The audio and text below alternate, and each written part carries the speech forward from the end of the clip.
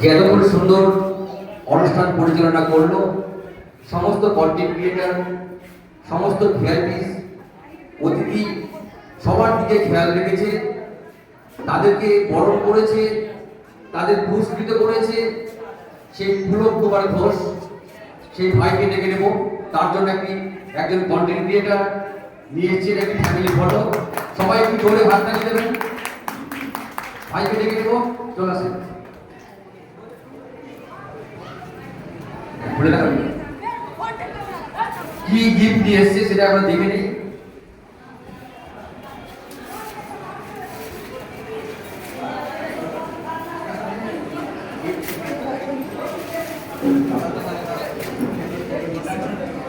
দাদা অর্থাৎ পুলক ঘোষের ফ্যামিলির একটি ফটো। সুন্দর, জোরে হাততালি হবে, অনেকক্ষণ জোরে হাততালি হবে।